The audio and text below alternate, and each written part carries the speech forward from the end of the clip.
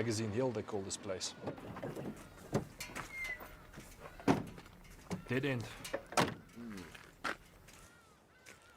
Why would Labuschagne or the men in the minibus have come up here? He claims he can't remember any of it.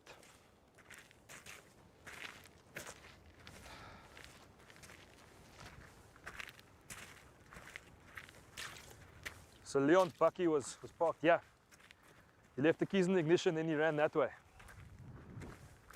The minibus taxi belonging to the football team came to rest here. He point blank range. The gun they found was registered in Leon's name. He dragged the bodies over there, then he lined them up. Wait, he lined the bodies up? Why would he do that?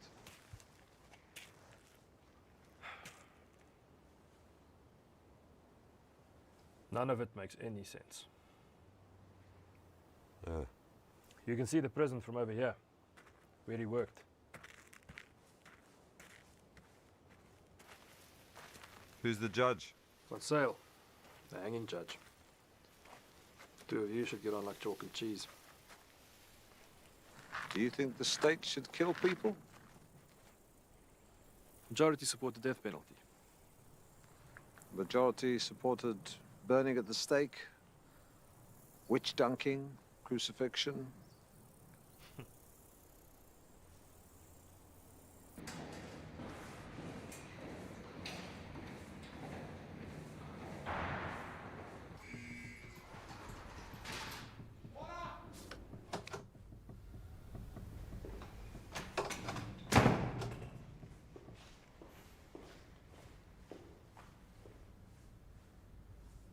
Sit!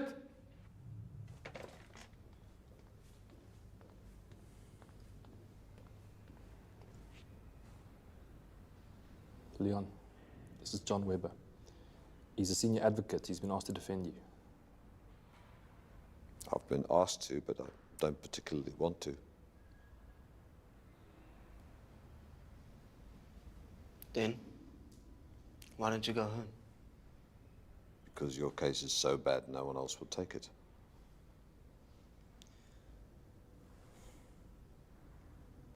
I already told you. I don't want you to defend me. I don't want to talk. I don't want to see you either. Well, we've fulfilled our obligations. Let's go. Hang on. I've had enough of this cuck. I've spent a shitload of time working on this case. Listen to me, Leon. You might be feeling sorry for yourself now, but you're going to feel a hell of a lot worse when you get a death sentence. I met your wife, your little daughter, Esme. When you last see her? 6 months ago.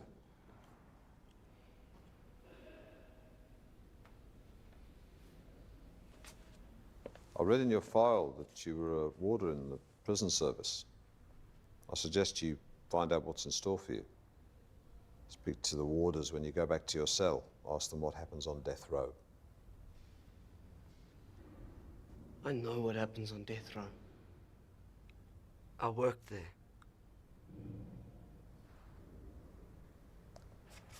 When this happened, you were working on death row at maximum security prison. Surely you were too young. Started working there over 2 years ago. On gallows duty.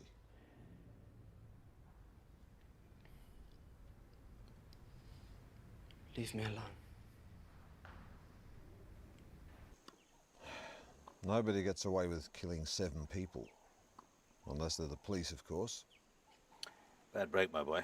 There's no defense for an attack like that. No.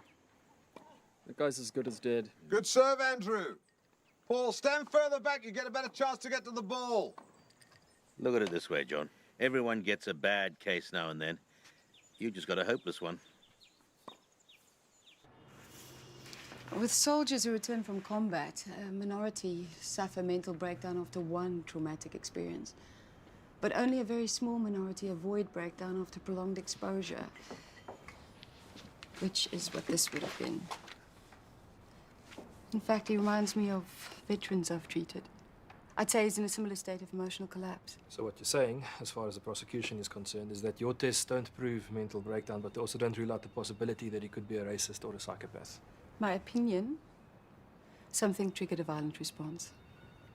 Any idea what that trigger might be? Afraid not.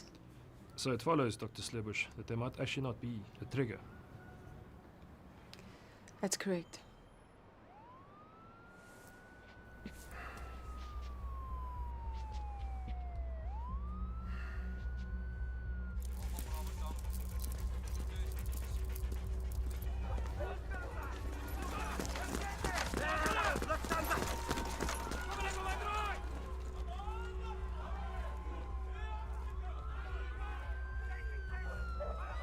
The trial of Leon Labuskaghni, the man who shot dead 7 members of a Mamelodi football club, starts in the Pretoria High Court this week. Human rights advocate John Webber, who's defending Labuskaghni, is well known internationally as an opponent of capital punishment. According to police sources, Labuskaghni's motives for the shooting are unclear, and any links to right-wing organizations is pure speculation. To date, Labuskaghni has refused to make a statement. We won't have many chances, Leon. Once you're in the witness box, we'll be prohibited from speaking to you until you finish giving evidence. So you've got to help us now, man. Just give us a reason for why things happened the way they did.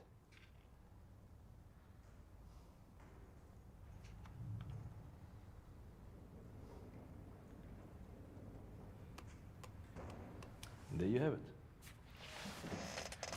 He's been briefed on how to respond to the judge and the prosecutor and how to answer our questions. I don't know what else I can do.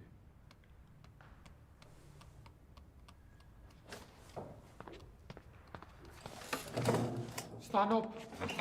Hold it. Labuskaghni, look at this. Mr. Weirder obtained this register from the Prisons Department. It lists the names of all the men hanged last year. You must have participated in some of these executions.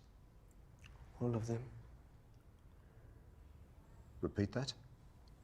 How was that all the executions? According to this list, 164 men were executed last year. A record number. If that's what it says. Why were you present at every execution?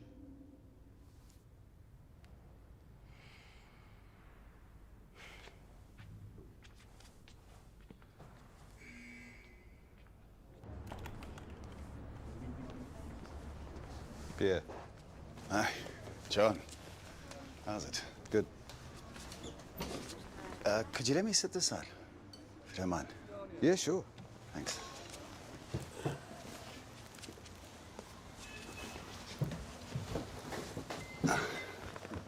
Well, how's my sister? Oh, surprised to hear you're in town.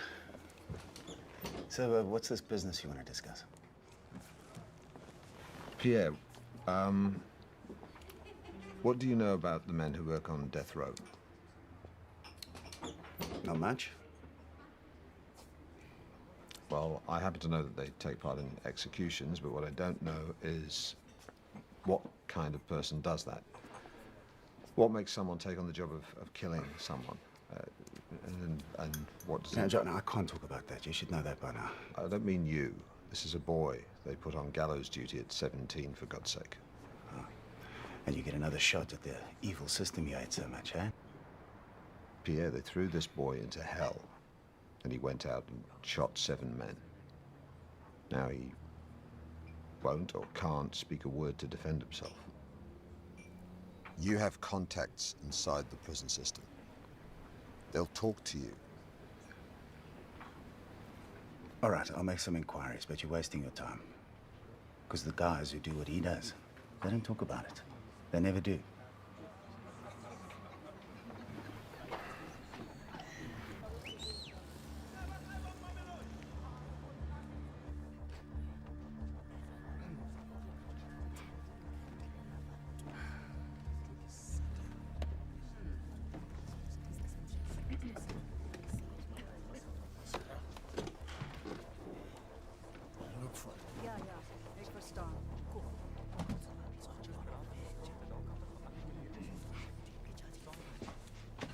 You should tell him to keep his head up. It's the victims' families. They're staring at him. It's his parents, his sister Antoinette.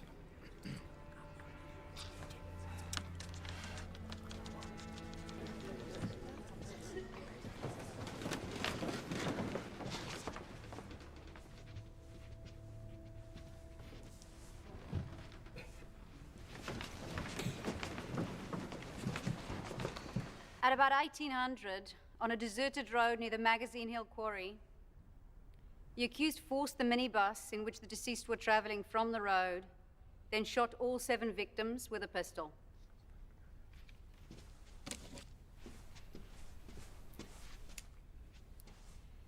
Detective, is this pistol, which is registered in the name of the accused, the firearm that was used to fire the bullets found at the scene? This is the pistol, my lord. That's all I have for this witness, my lord. Mr. Webber?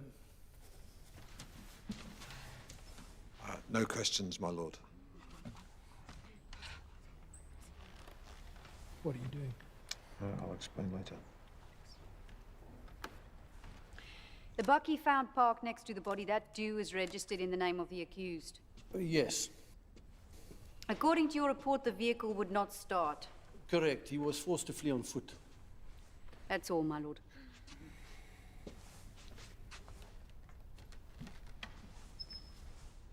No questions, my lord. Why didn't you cross-examine anyone? We can't argue facts. If we admit everything, we deny them the opportunity for a parade of emotional witnesses and rob the case of its impact. After a couple of days, they'll have nothing left. They found him, they found the gun, they found the bucky. That's all they've got. That's all. What have we got? Leon is nearly comatose. Dr. Slebush will barely speak to him. If it goes that way tomorrow, gentlemen, we'll soon be finished on our side. Good night. Night. And you're going to say a senior advocate who hasn't handled a murder case in 15 years?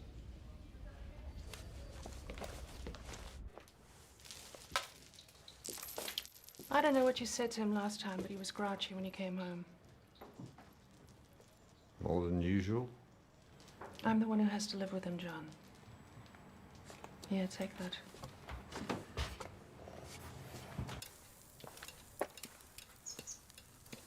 Well, it seems to me he's guilty. Murder. And you're trying to turn it into a political case.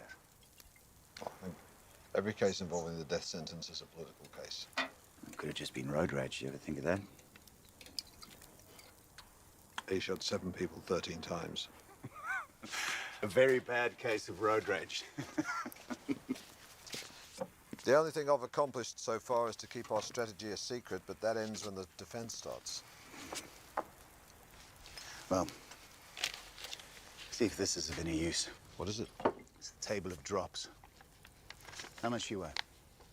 About 70 kilos. All right, so you divide 840 foot-pounds by the weight of the prisoner, in this case 70, which means that you, John Webber, would need 5 feet 3 inches of rope for a nice clean break. He was very good at it, apparently. They relied on him calculating the drops. And how do you know this? You don't want to ask. What else, Pierre? What struck me is that these warders, they get to know the men that they have to hang. They're their caretakers then. They haul them out, string them up. And this struck you why? In a war, you don't see the enemy as people. You're shooting at uniforms, not men. The only thing worse than killing a stranger is killing someone you know.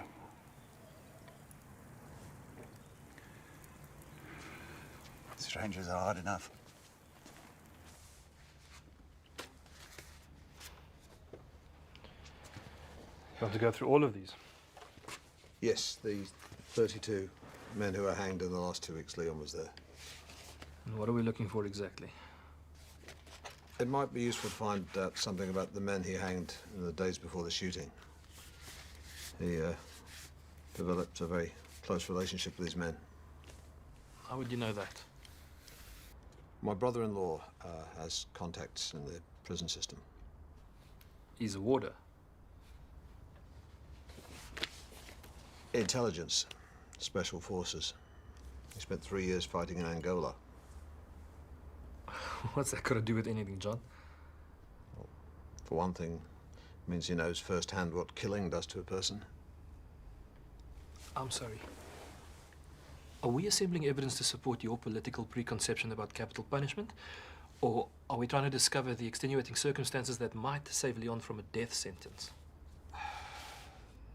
Something must have happened to Labuschagne toward the end. These men all had reasons for killing. He must have had a reason. We need to find out what it is. So we're down to wild hunches then. Look, I understand that defense based on complete mental breakdown doesn't succeed very often, but it's all we've got at this stage. Unless you have a better idea. Do you have a better idea? No.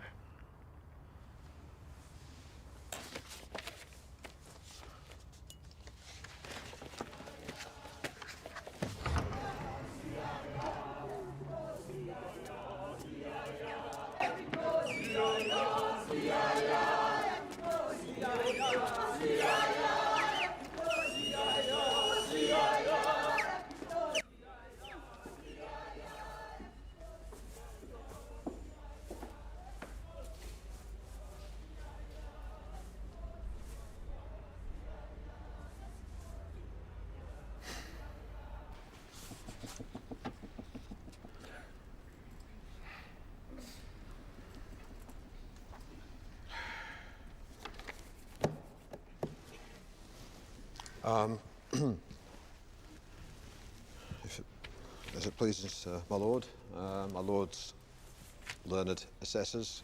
Yes, yes, carry on. This is an extraordinary case in which the evidence for the prosecution is undisputed, and the case for the prosecution is, in a way, also the case for the defense. On a murder charge, the prosecution has to prove that the act was both unlawful and intentional. We intend to prove that there was no act to which the law attaches legal consequences. Are you suggesting there was no act when we have 7 bodies? My lord is entitled to be skeptical. The prosecution has been at pains to explain what has happened. We intend to explain why these events happened and whether the accused can be held criminally responsible. Well, you'd better explain very carefully what the defense is, as I'm at a loss to understand. How can you say there was no act when you've admitted that the accused killed the 7 deceased? With respect, my lord, the events at the quarry are not in dispute. But the brutality, the scale of the event, 7 fit young men killed by a single individual, calls for closer scrutiny. The prosecution has adduced no evidence of a motive, and there appears to be none. We intend to look at the accused's working conditions on death row inside maximum security prison and the events that took place there prior to the incident at the quarry in order to find the reason for his actions. Actions we believe were unconscious and triggered by his traumatic experiences as a warder.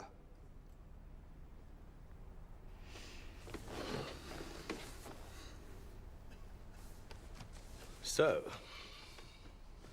the defense is asserting that the accused's working conditions triggered these actions, that they were involuntary and therefore not punishable by law.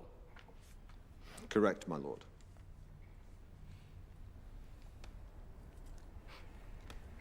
Well, this raises matters of state security, Mr. Webber.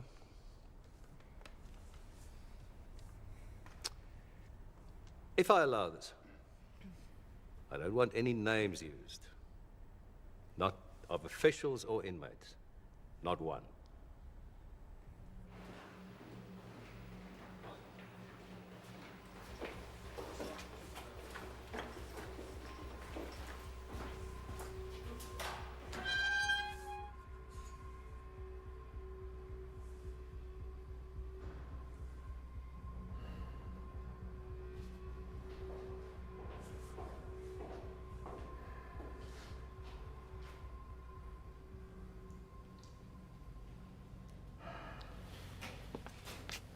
Listen, Labuschagne. When you're on the stand, you'll talk, you'll do as you're told, or you'll soon find yourself back on your gallows with the noose around your own neck.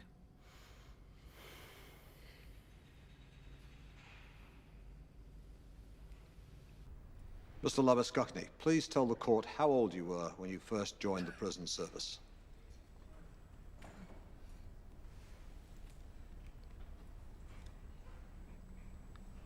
"17. And why did you join? If you join the police or prison, you didn't have to go to the army. Why did you wish to avoid the military? They sent you to Angola to fight. Were you aware that the warders at maximum security prison performed gallows duties? No. So you had no idea what your duties would be when you first arrived at maximum? No. Could you tell the court about your first day there? I was briefed on the importance of secrecy. I was told not to speak to anyone about anything to do with the work we were doing inside the prisons. And if I did, I'd be disciplined. My lord, is this detail necessary? We are here to shed light on what occurred on Magazine Hill, not to make public the internal functions of a government institution whose activities may be confidential, perhaps even secret. My lord, the time the accused spent working on death row is central to the defence's case regarding his state of mind that day on Magazine Hill. We intend to lead detailed testimony about the accused's state of mind, in particular his circumstances at work.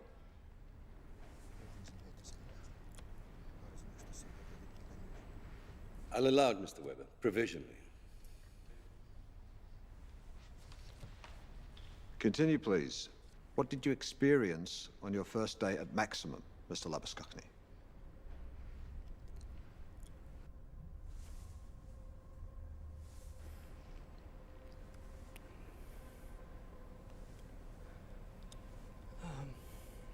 I was to accompany the warrant officer to see 7 men on the rope. On the rope? It's what we say for any prisoner under the death sentence. Kom, staan so. These 7 were going up the next day to the gallows. Okay, ons beweeg. Kom.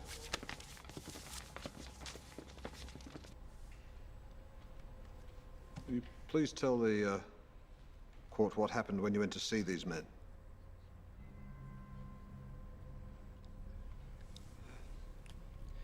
The warrant officer said I'd have to pick one, as I'd have to escort one of the men to be hanged the next day. So you were told you were going to help hang one of these men the very next day? Sir, I'd rather you picked one for me, sir. The new boy must pick one. That's how it works.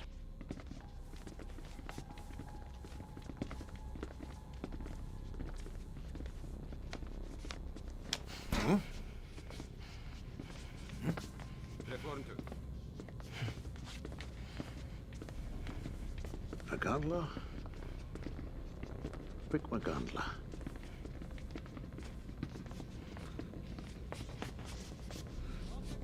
What's his name? What's his name? Magandla. Did the warrant officer tell you what you were to do the next day as an escort at a hanging? Just said to learn by following and watching others. That was your first day? Yes. Tell the court what happened on your second day.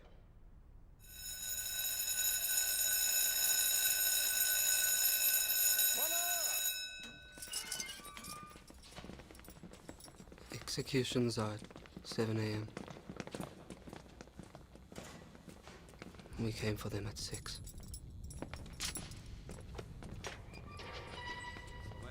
Kruimers zijn rechter.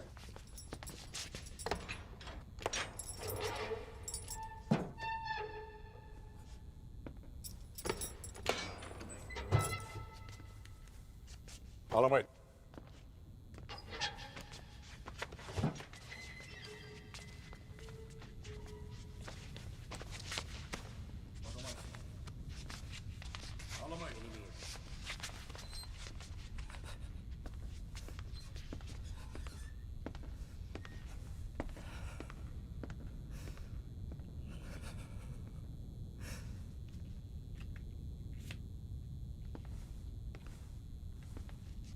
Vat hom weg.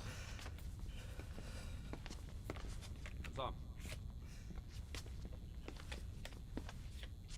Vat hom weg.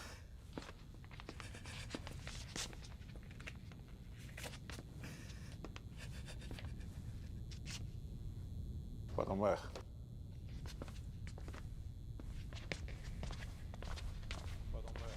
Draai hom meer toe. Strap, strap. Skoene uit, geen sokkies. Kom aan, trek het uit.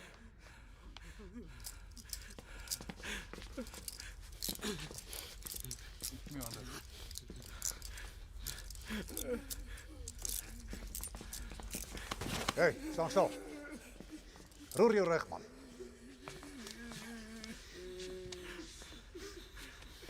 Kom, beweeg.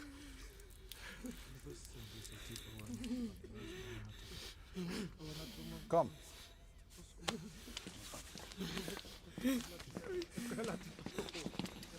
Were there any problems? Were there any problems, Mr. Labuskakny? No. Everyone just does what they're told, do they? They're taught to obey. What happens if they don't obey?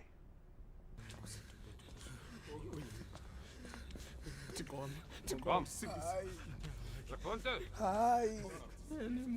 Hi. Hi. Kom nou.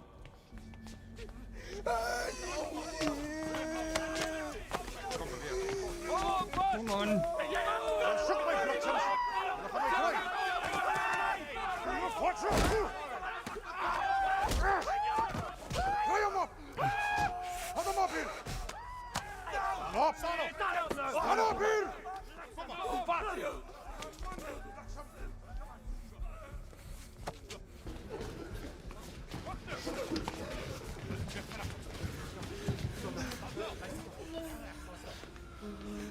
Do you have anything to say before the order of the court is carried out? Do you have anything to say before the order of the court is carried out? Do you have anything to say before the order of the court is carried out? Do you have anything to say before the order of the court is carried out? Do you have anything to say before the order of the court is carried out? Do you have anything to say before the order of the court is carried out?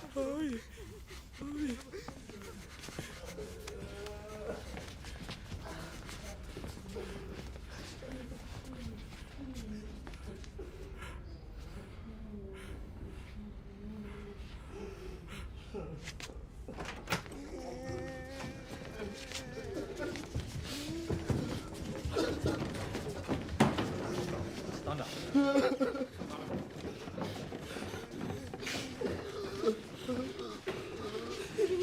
Kom. Kom zo.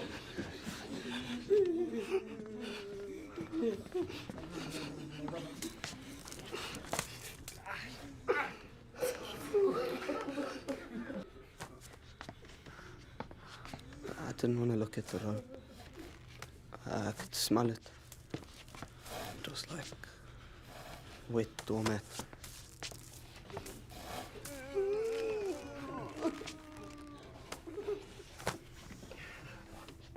The sound was in my ears, like water. I could feel my arms shaking, but I didn't know if it was from me or from the prisoner.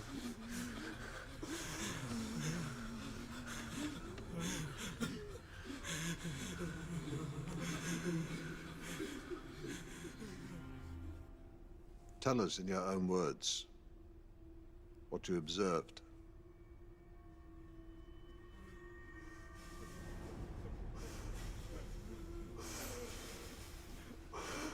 Labuskakni, the court is waiting.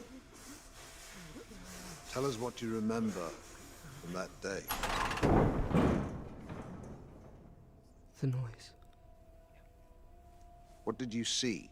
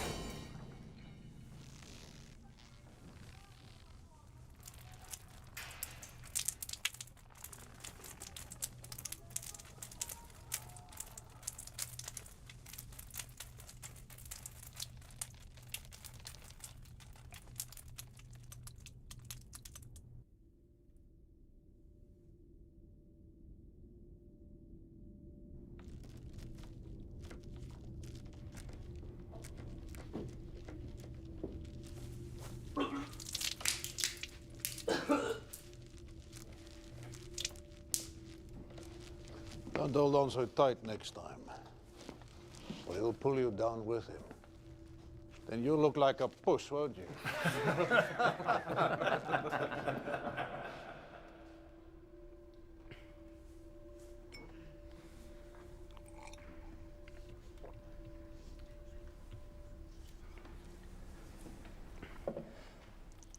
Did the warrant officer say anything to you after this?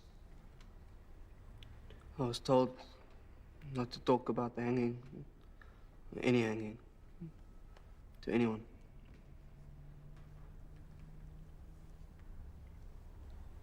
Did he say anything else? That I would be doing this job 2 or 3 times every 2 weeks. 2 or 3 times every 2 weeks. Did he offer any advice or counseling? No. Did he provide any training for the work you were to do? No. Had you been assessed or screened in any way to ensure you were suitable for this job? No. Did the warrant officer give you a choice whether you were willing to do this work or not? No. Remind the court as to how many days you'd been working at maximum when you were called upon to hang these men. 1. And you were how old? I said I was 17.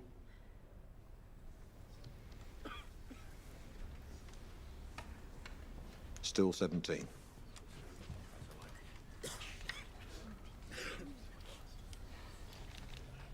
Mr. Weber.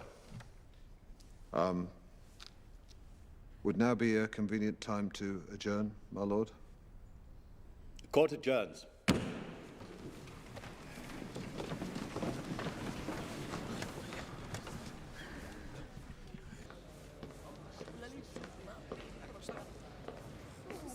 Mr. Weber?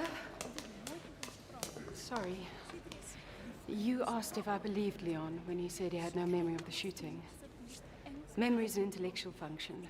When you're completely swamped by emotion, the intellect can shut down. So memory shuts down too. They're upset. They don't like seeing him put through the ringer. They'll like it even less if he ends up on death row. You'll have to force Leon to recollect things that are painful. Break him down. Make him cry even. Then he'll talk. Yeah, that's the problem. We have no idea what he'll talk about. We're plunging down a dark tunnel with no idea what's on the other side. What's on the other side may be the reason why it happened. And if that reason is racial or political, how's it going to help him beat the rope? How can you defend that man, Mr. Weber? Ma'am, I despise killing of any kind, lawful or unlawful. What about my son, Thabo Mokoena? Why should he get away with it? She is right, sir. That man must pay for what he's done.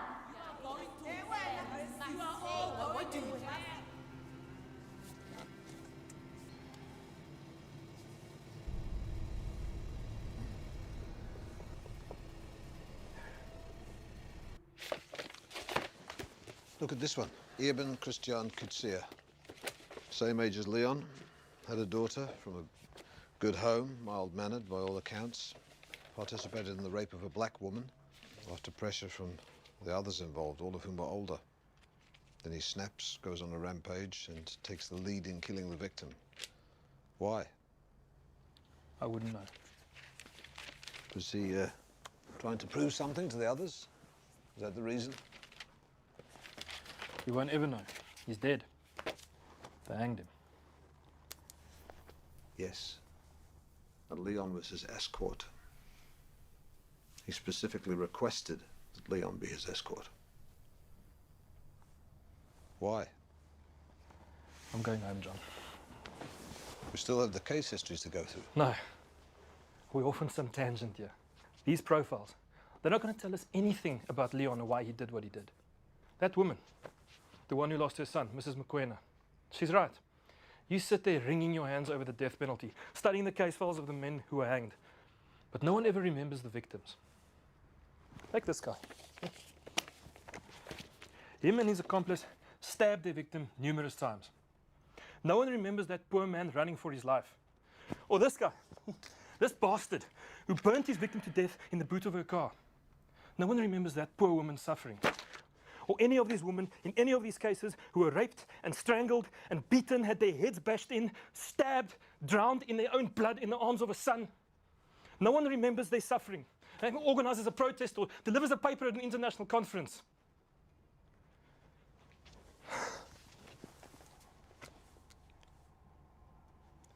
The reason is that these men are animals. And when there's a gang involved, reason goes out the window altogether. The only thing you can do with them is to get rid of them for good.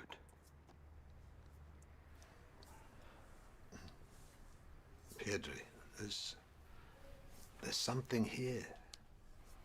The relationships that Leon formed with the men he hanged have to have had an impact on him.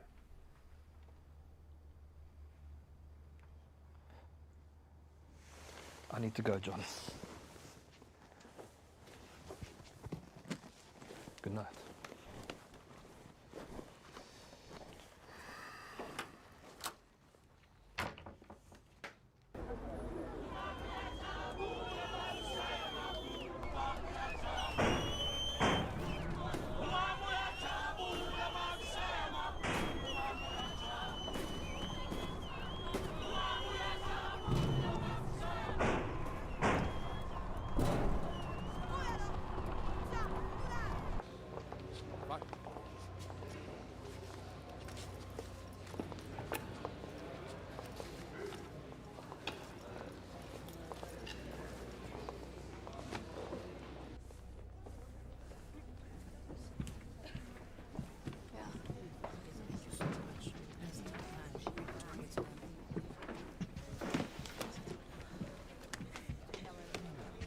Who's that? That's who I think it is. We're in for a rough ride.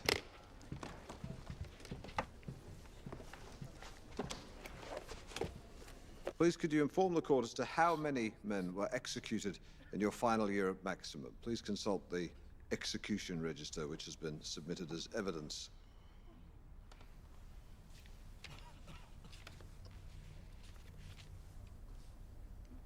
$164. 164 hangings in a single year, which was a record, I believe. Yes. You were present when these men were admitted, and you were also present when they were executed? Yes. At all the executions that year? Yes. So you would have come to know these people during their stay, or should I say your stay at maximum? Yes. How well did you get to know these men? You spent all day with them. So would you say that in some cases you developed relationships with some of these men? Let's pick a prisoner at random. If you look down the list. Ibn Christian Kutsia, for example. We object, my lord. Once again, my learned friend is straying into matters which are deliberately kept confidential out of respect for the families of the executed prisoners. Yes, Mr. Weber. I've asked you to keep the names out of this. My lord, We have to use a name in this instance, as the prisoner before he was hanged may have developed a relationship with the accused. Further, my lord, the evidence supplied and the names thereon are a matter of public record, not confidential at all.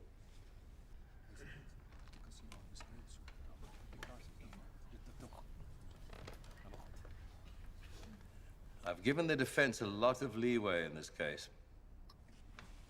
Far more than I ever imagined I would in a case like this. I expect the same solicitude from the defense in future. Mr. Labuskachny, how well did you know the prisoner, Eben Christian Kutsia? I read the Bible to him, and to any prisoner who requested it. Eben was 19 years old, correct? Yes. Eben had a wife and daughter, and I believe you have a daughter, don't you? Esme. You met his wife and daughter?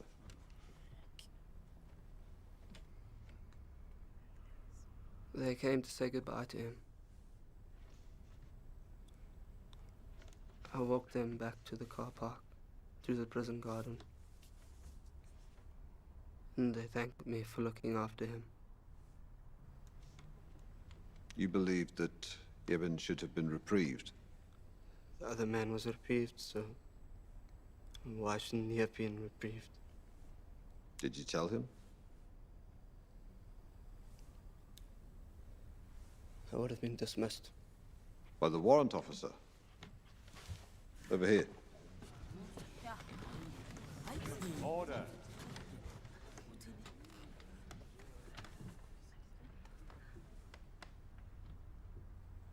Yes. So you felt Eben should have been reprieved, but instead you were his escort and you helped hang him? Yes. What were your duties as Eben's escort?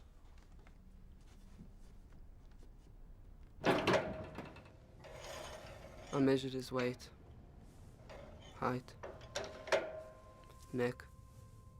What was the purpose of all these measurements? To calculate the length of the drop. The length of rope required in order to assure he died instantly. You were responsible for that. Yes. If you calculated Eben's drop incorrectly, he might not have died instantly. He might have suffered. Yes. Quite a lot of responsibility, isn't it? How long can it take for a man to die from strangulation, hanging there with his neck broken, but enough oxygen to allow conscious brain activity?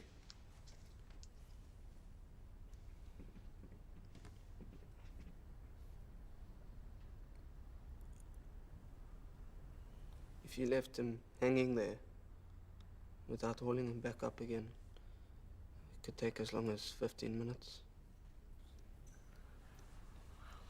Rather like torture, isn't it? Mr. Webb, I'm warning you. This is not the time nor the place for a debate on the death penalty.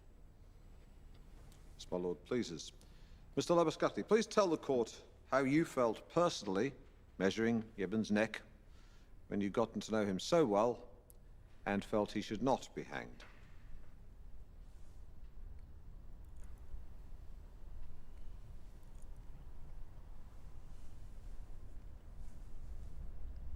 I didn't feel anything. What about when you were on the gallows next to Eben and the trapdoor opened? What went through your mind then? I don't know what you mean. What thoughts did you experience? None.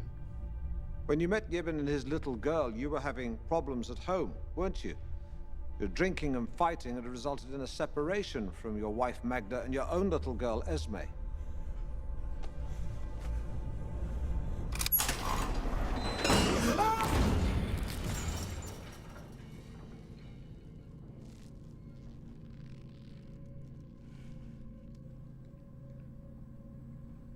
Mr. Labuschagne. Nothing. I felt nothing. I thought nothing. I was just tired. Are you telling us you felt nothing inside after this man died? I was just tired. You had no thoughts, no feelings, no emotions.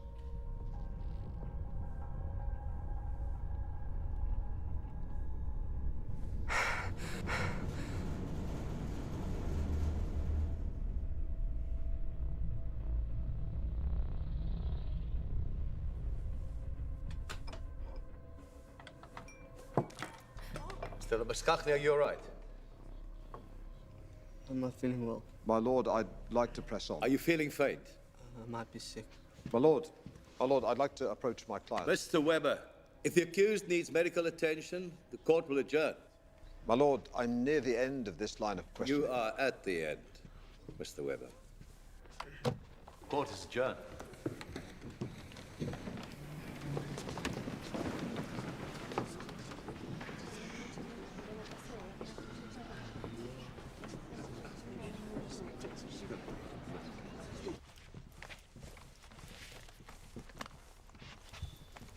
How could you be so cruel? It is your job to protect him, not to hurt him. My job is to defend him, Miss Labuschagne. That's all I'm trying to do. You don't need to abuse him to defend him. I'm sorry, I'm doing my best. You don't care if he hangs, do you? Yes, mate. I'll talk to her.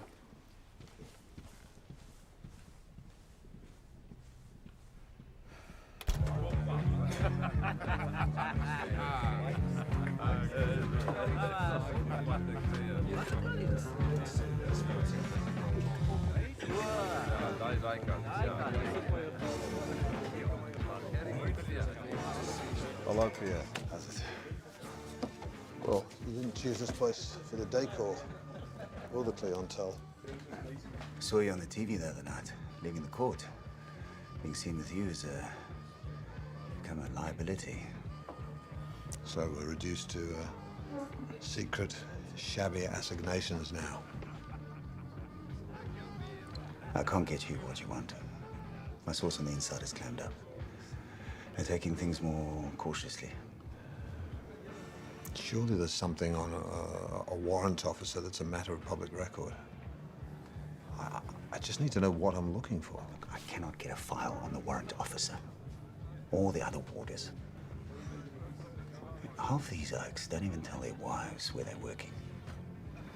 Well, we've got to find something or they'll hang him within 6 months. They'll hang him sooner than that. A warder who went through the same ordeal, someone who liked him. There must be somebody who's on his side. And how the hell do you think we got what we already have?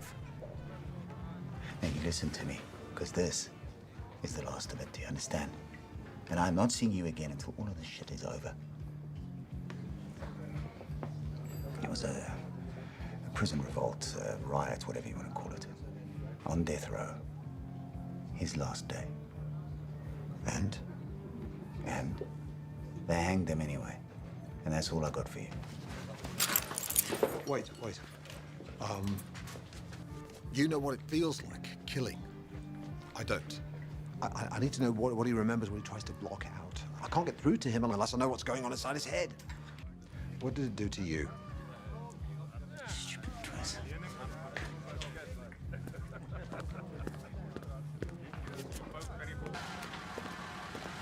Yeah.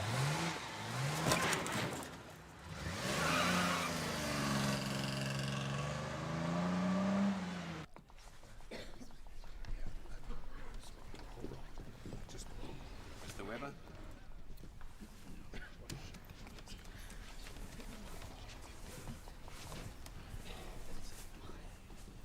Mr. Labuschagne, consult the register for your last 3 days at maximum, please.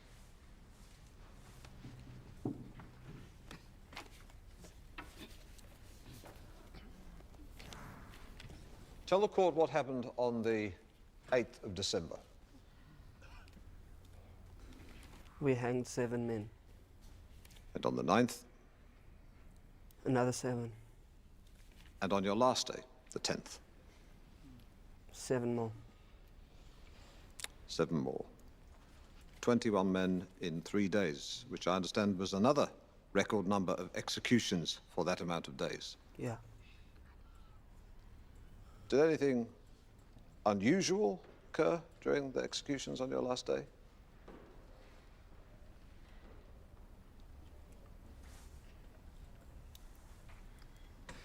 Mr. Labuskakny, tell the court what happened on your last day at Maximum, the 10th of December.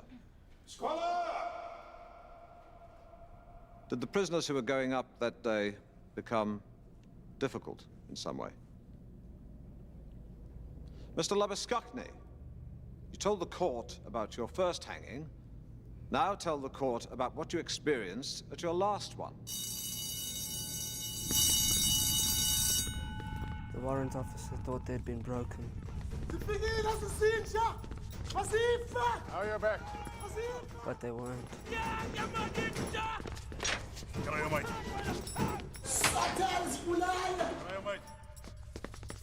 Help me zo! Hey, kom, help hier! Kom, help hier! Kom, jullie, grijp op! Grijp op! Kom daar!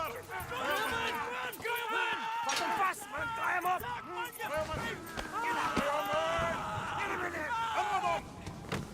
Krijg hem, man! Breng hem net maar niet zo, man! Vat hem grond toe! Maak zekerheid uit! Pas uit! It took another half-dozen men to get them out.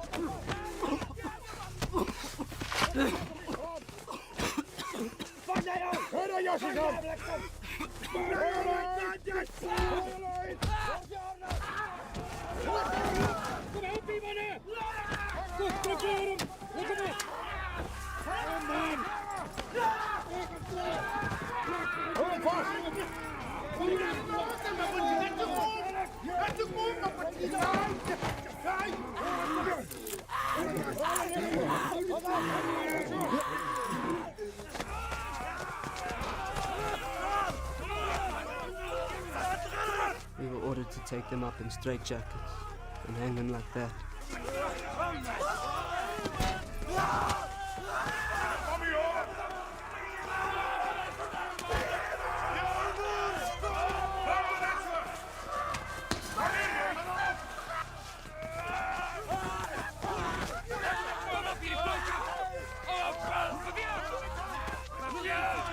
Kom, maar niet op! Wat op, dan zijn!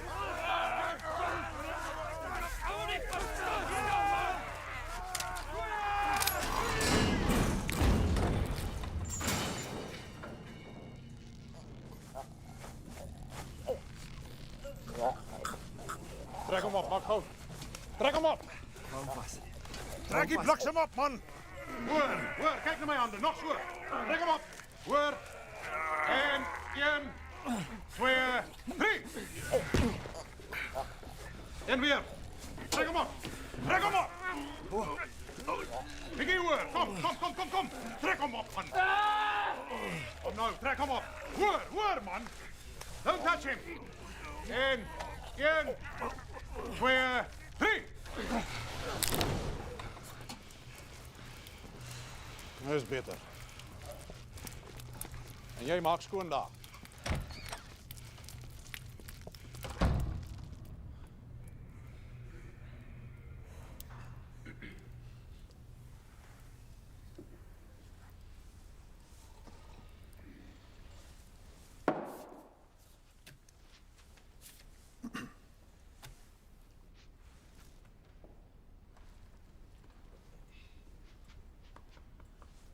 What happened after the hanging?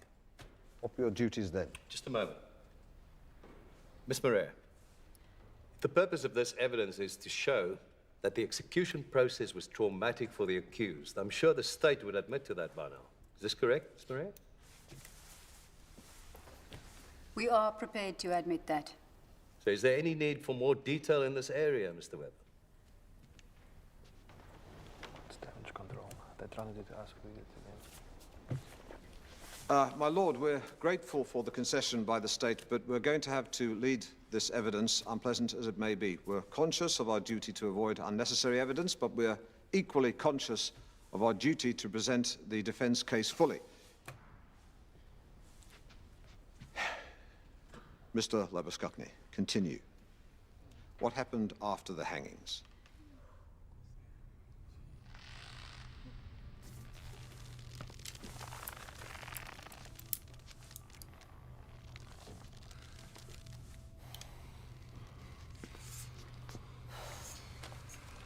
Kom, kom. Roer julle gatte daaronder en kry hierdie poepale van die tou af.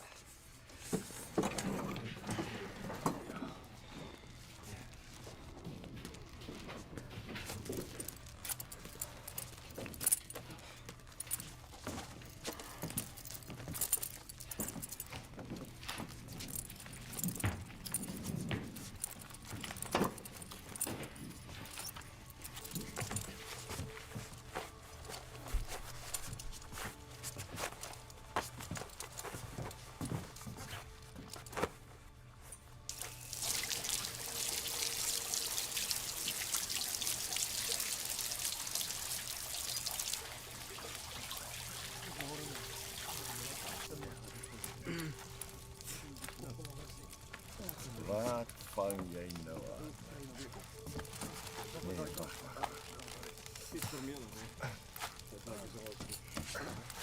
Ja, daar's jy.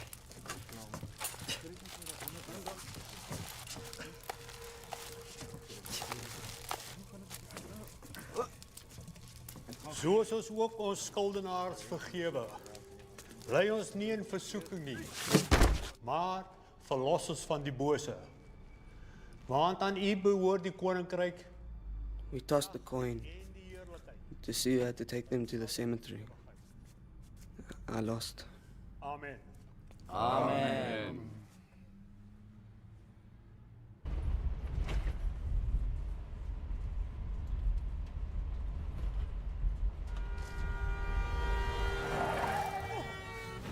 Stop!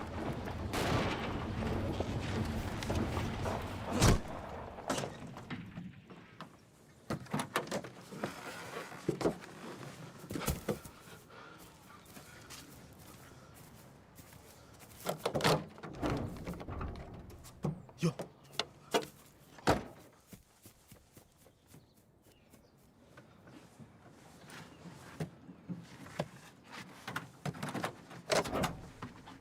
Isaiah!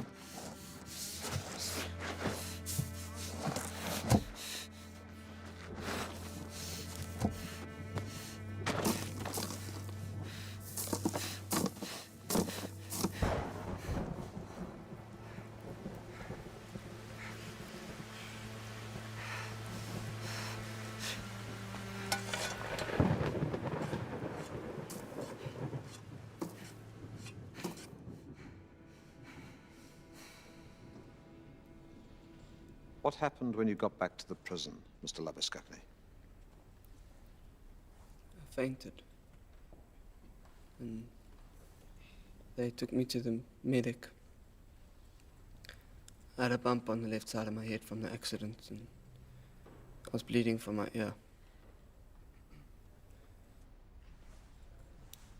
Were you offered any treatment? The medic gave me a headache tablet. A headache tablet. What happened next? I came off duty and started for home. But the storm was really bad. What happened, Mr. Labuschagne?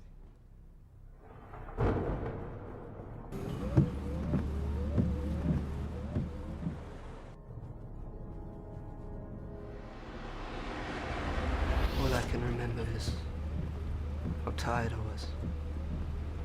How tired I was of everything. The men in the minibus. There was almost another accident.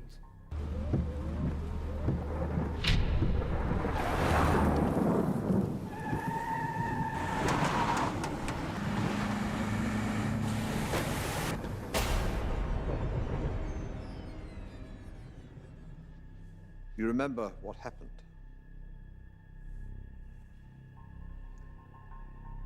Mr. Labuschagne, what happened after you nearly had an accident with the minibus?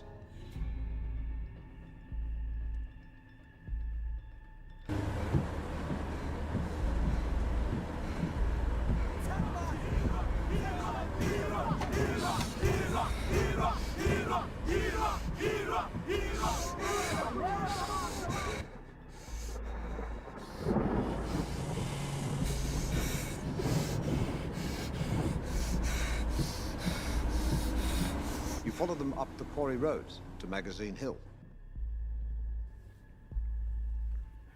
Once you and the driver reached the dead end of the quarry, what occurred? I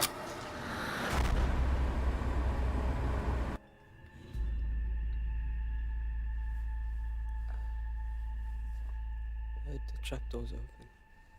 Can you say that again? I heard the sound of the trapdoors opening. Proceed. Take your time. Tell it slowly.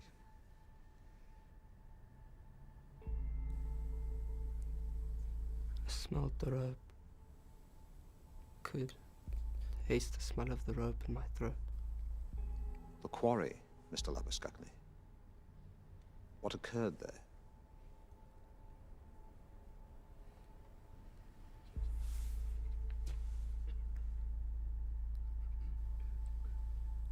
I can't remember. So that's it, you can't remember. Mr. Webber, do you have anything else for the defense? Mr. Labuschagne, what happened next?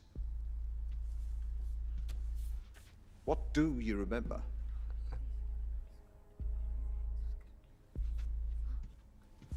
Mr. Labuschagne! Mr. Webber, this is highly improper. Will you return to the bar at once?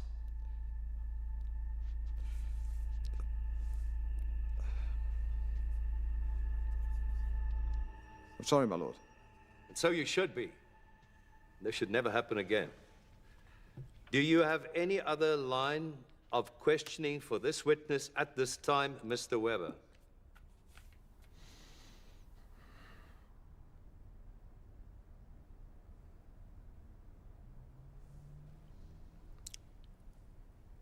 My lord, I have no further questions. Thank you.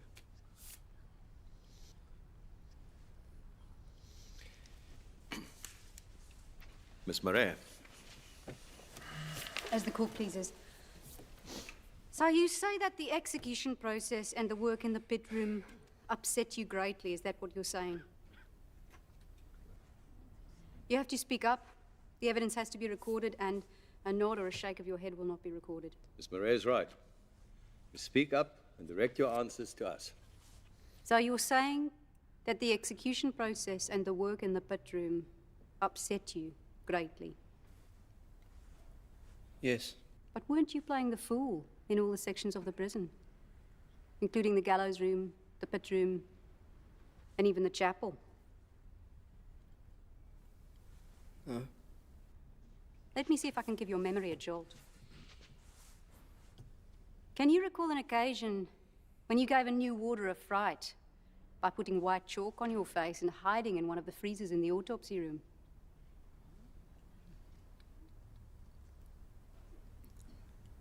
It wasn't me. But you smiled when I reminded you of the incident. Why? Don't know that I smiled. So what is your answer? You remember the incident, do you? I heard about it. You climbed up on the catwalk and scared prisoners by making ghost noises. It's not true. You sprayed the other warders with the hose while cleaning the pit room. Some of us got wet while cleaning. You once put a lit cigarette in the mouth of an executed prisoner before closing his coffin. And the smoke leaked out, with his family there for the funeral. It wasn't me. All you have to do is say yes or no. If any explanation is needed, I will ask you for an explanation. Otherwise, you can leave your explanations for later when your advocate re-examines you. And do not speak to Miss Marais. Address your answers to me. You collected beads. No.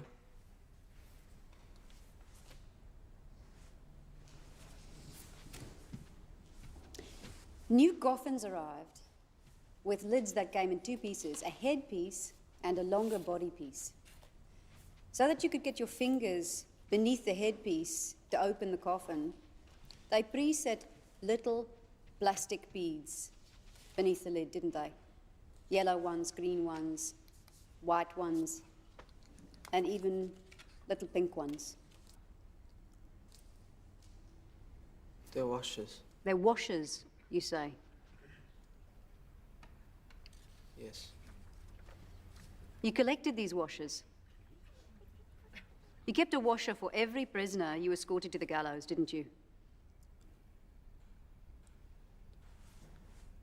It wasn't like that. You kept one washer from each coffin, like notches on a gunslinger's six-shooter. You did so because there was a competition between warders to see who could collect the most, wasn't there? I was ordered to do the work. Please look at this photograph. These are the washers you collected before you were arrested, correct? Yes. You kept these washers in your drawer. This photograph was taken at your house when the police searched it. You'd placed the washers from the 8th and the 9th on the string already, hadn't you? You'll have to speak. Yes. I suggest to you that your evidence that you were upset by the execution process and the work you had to do in the pit room is just a facade, and that in truth, you actually enjoyed the work.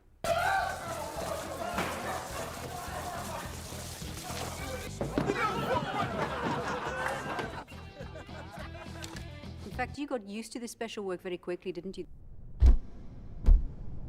This special work of killing.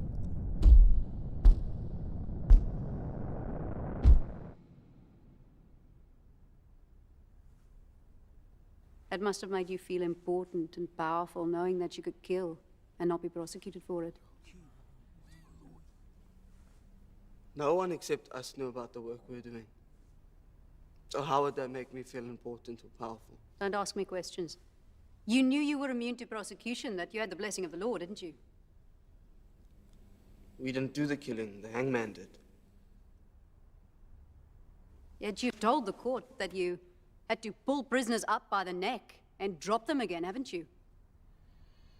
Yes, but we didn't actually touch the prisoners. We only touched the rope. It was what the warrant officer told us to do. But you dropped them again so that their necks would break cleanly, didn't you? Yes. So in those cases, the executioner pushed the lever, but his hand did not cause the prisoner's neck to break, did it? Your hands did. My lord, with respect, the question is actually an argument and not a question the witness can answer. You told us Mr. Labuskaghni's state of mind was relevant, and that every bit of information that has a bearing on his state of mind is admissible. So I'd like to hear the answer. You physically raised the prisoners and then dropped them again so that they would die. Yes. When a prisoner's neck broke, after the trapdoor had opened, you saw the executioner's hand as the one that had done the killing. Yes, it was his hand. So by the same token, when you hauled a prisoner up, dropped him down, and his neck broke, it was not the executioner's hand that did the killing, was it? See what you mean. So it was your hand that did the killing, and it was your hand that did the killing at the quarry too, wasn't it?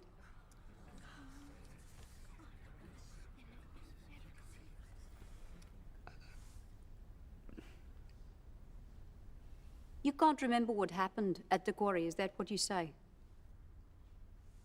But I've told you what I can remember. You claim you have no memory of the shooting. Is that how we are to understand your evidence? But I can't remember. So, your defense is not that you didn't shoot them, but that you can't remember shooting them. Is that how we are to understand it? My lord, it's not for the accused to answer questions of law. I alone can answer questions such as those posed by my learned friend.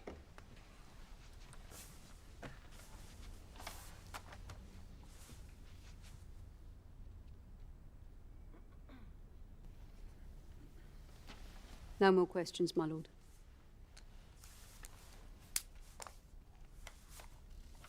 Mr. Webber, do you intend to re-examine the accused?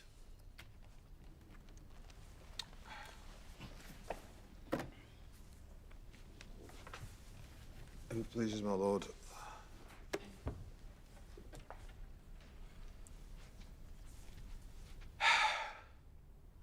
You killed them.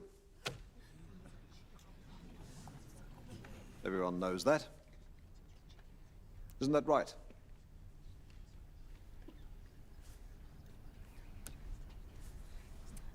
Isn't that right, Mr. Labuskaghni?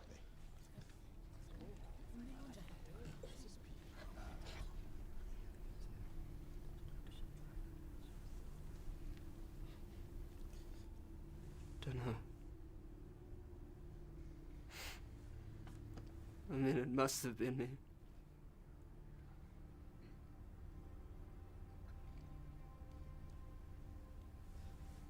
But I don't understand.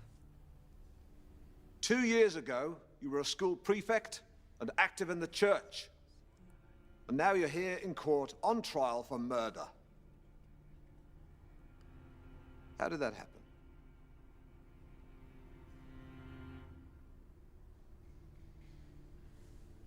I don't know. You're a husband and father. And now neither your wife nor your daughter will visit you in the cells, and they've not attended court either, have they?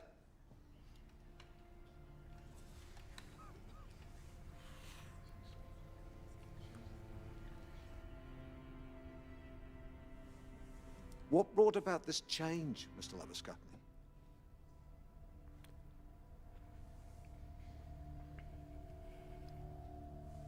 Tell us what happened, the reasons you fired those shots.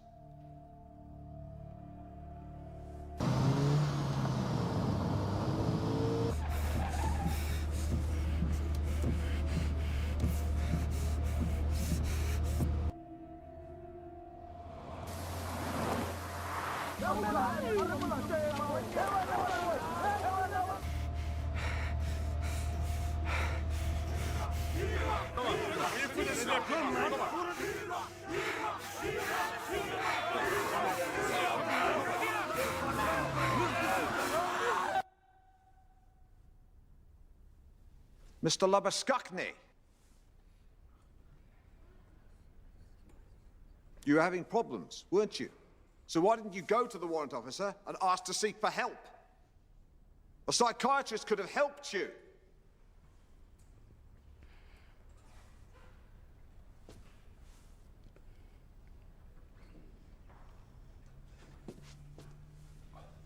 Why didn't you tell me? Before I started hurting my wife. Mr. Labuskachny. Before I lost everything. Before I killed 7 people. Mr. Labuskachny. Why didn't you tell me? That is enough. Bailiff. Why didn't you tell me? Remove the accused from the dock.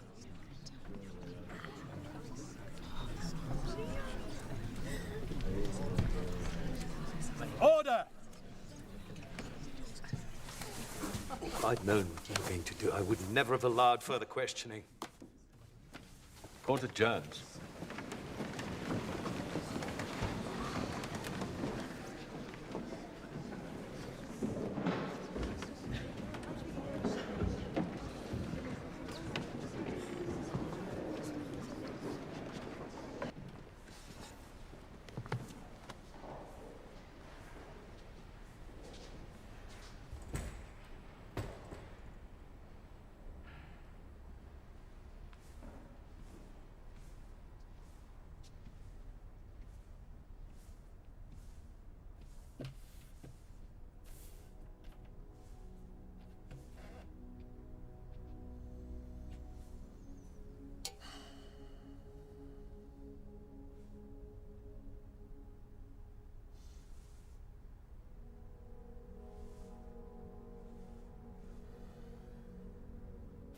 They pass these cases off to the most junior advocates because no one cares. The judges hand down death sentences in the name of the law. And the prison officials say they're just witnesses. It's the hangman that does the killing. It's a denial of responsibility all the way down the line.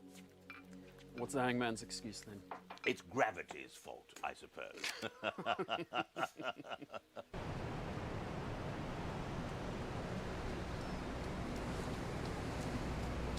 Tell us in your own words what you observed. Mr. Labuskachny, the court is waiting. What happened after you nearly had an accident with the minibus? The quarry, Mr. Labuskachny. Tell us what you remember.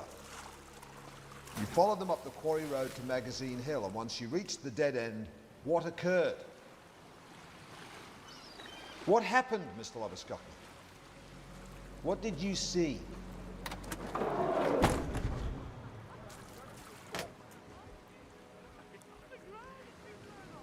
The noise.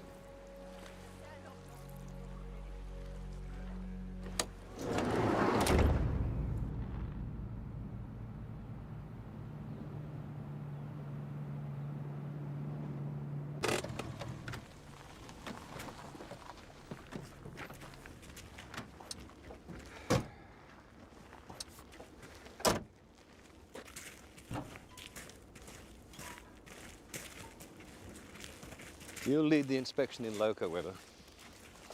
Frankly, I'm surprised Kathleen consented. I would have expected to close a case like this by now. Well, thank you, Judge.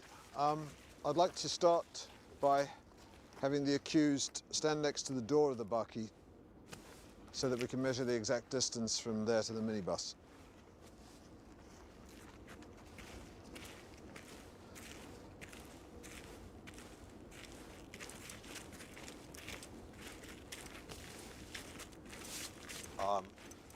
I'd now like the accused to raise his arm and point toward the minibus.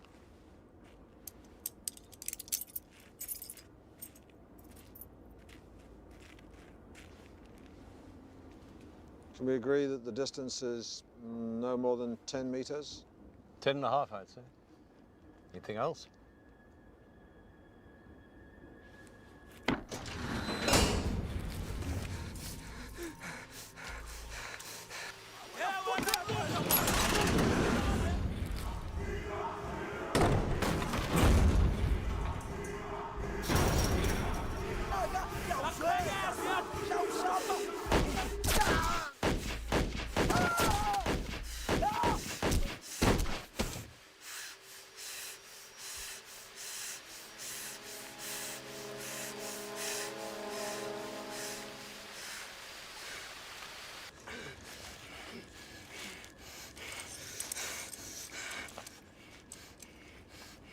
Leon.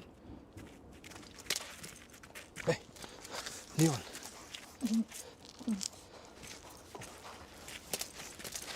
Why did you bring us here? Judge, we think this is the trigger for an unconditioned response in him, that he acted unconsciously. It's something to do with this door.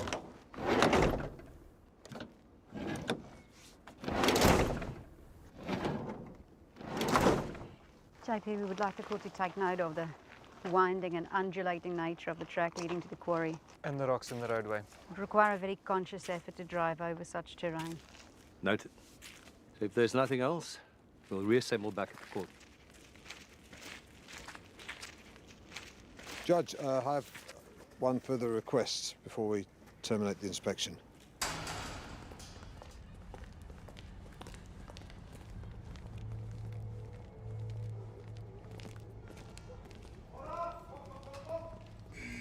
Staan terug.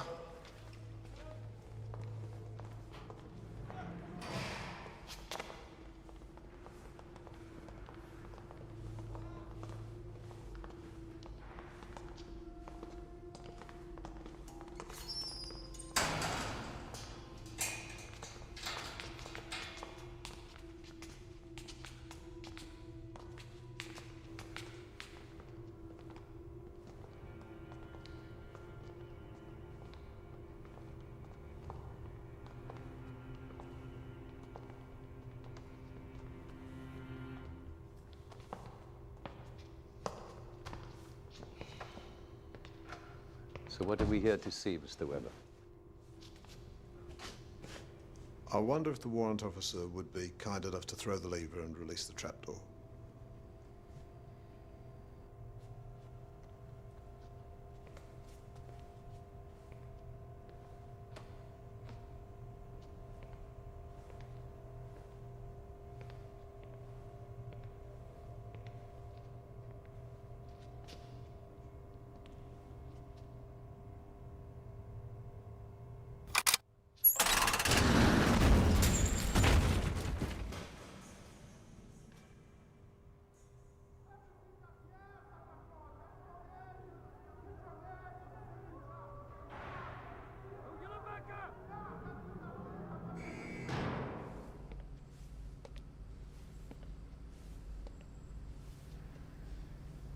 Leon.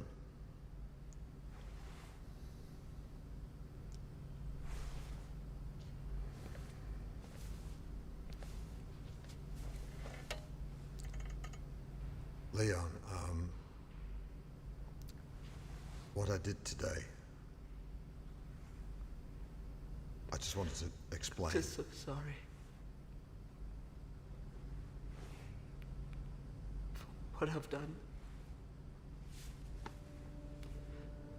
I'm just so sorry.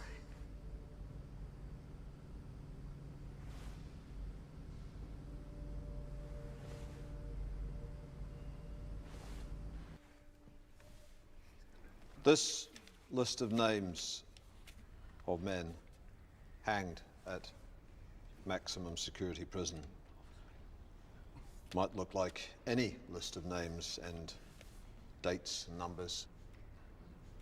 Nothing more than an anonymous flock.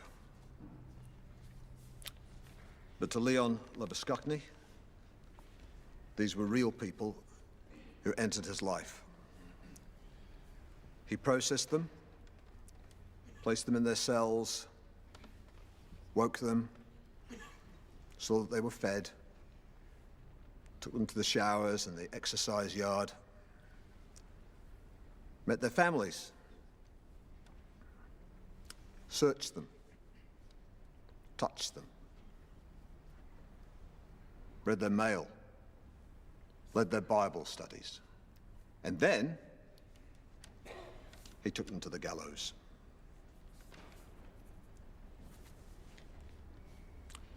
Some he was made to kill with his own hands,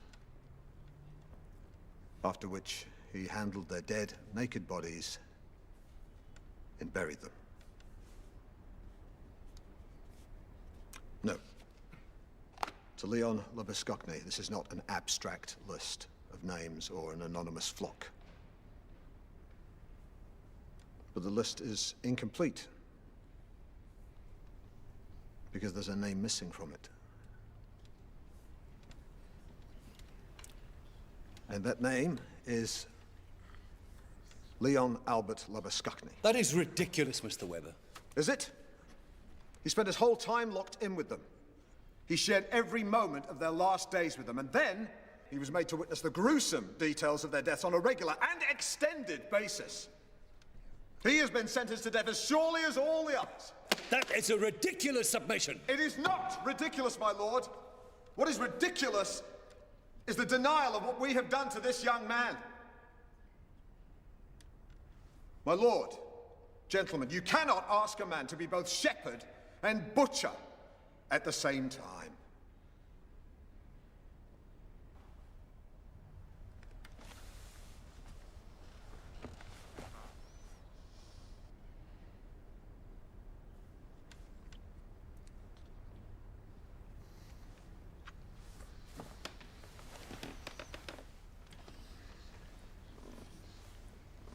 Miss Murray, you have a final reply to the defense's argument.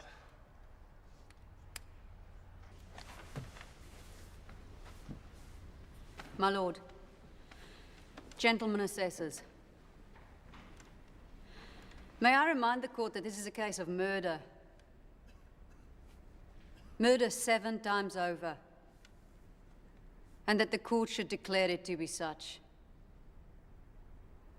Leon Labuskakny, trained in the physical act of killing, herded his victims to a secluded area where he shot and killed them. He has not been a good witness, but evasive and unresponsive. And now he tries the court's indulgence with a far-fetched and unconvincing effort to save his own life.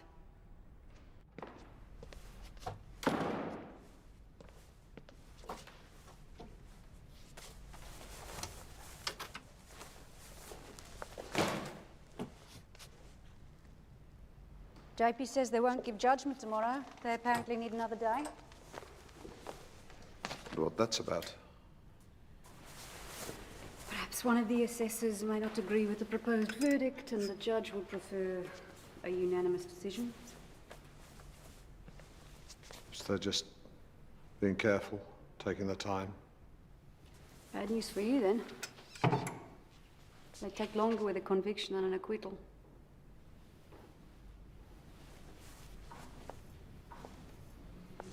JP will want to write an appeal-proof judgment. Have a good evening. And you?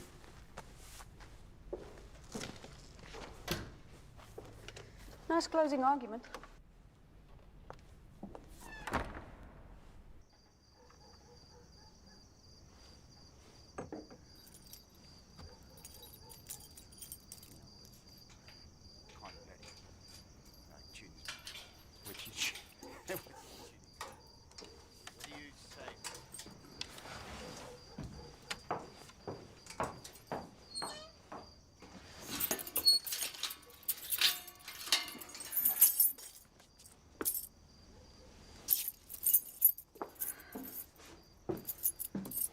Talk.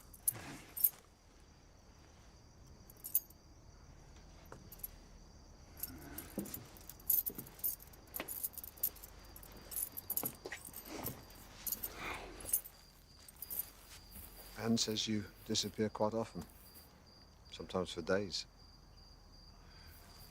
What is this, one of your cross-examinations? Tell me what's going on, Pierre. We're alone. You're drunk enough. What does it matter? You're not on downtime, are you? You're running an op somewhere.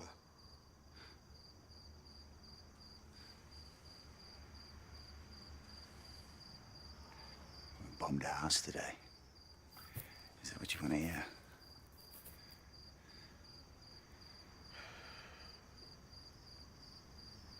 It's your job, right? Yes, it's my job. I serve this country. It is my duty, and that is why I do it! So why are you drunk and in a state about it then?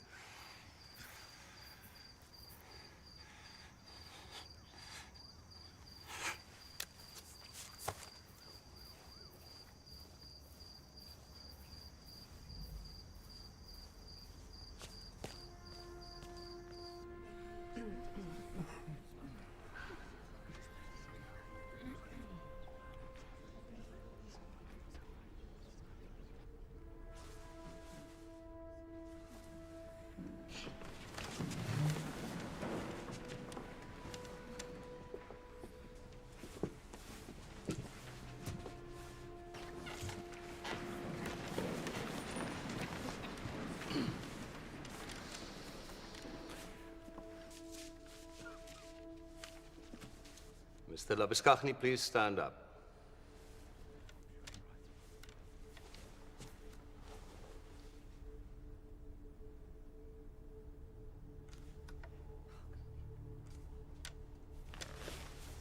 We are not united in our findings of the facts, and there will be a majority verdict.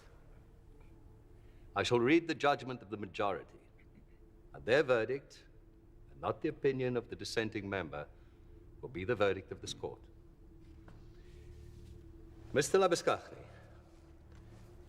while your defense counsel have put forward the argument that your actions were not conscious or voluntary as required by law, this court finds you guilty of murder as charged. However, due to the extraordinary events that led to your actions at the quarry, the court finds extenuating circumstances present. You are therefore sentenced to 20 years imprisonment with the possibility of early parole, based upon your progress in a program of psychiatric treatment supervised by a state-appointed psychologist.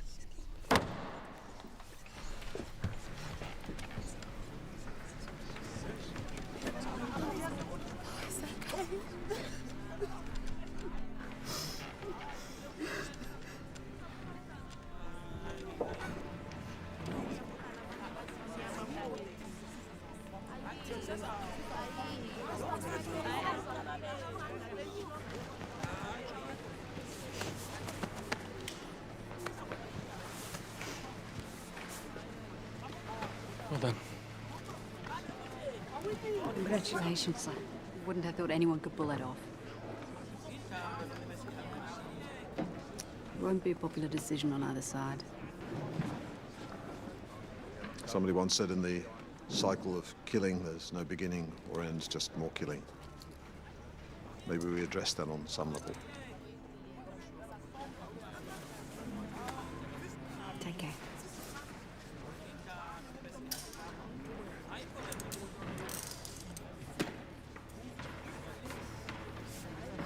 Thank you, sir.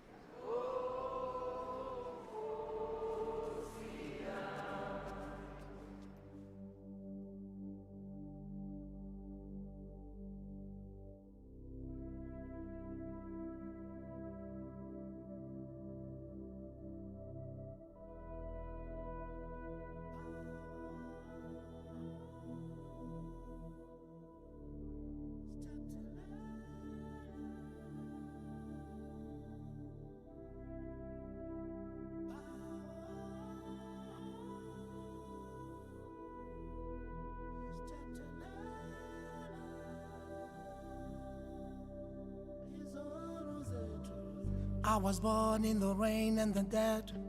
I belong to no one. I was born into what I became, and it's not my choice to be here. Sooner or later they will come to take me, and this too shall pass. And if they talk about you and me, it'll serve me well. No man could wish for a greater friend. I reach for the sky and the walls go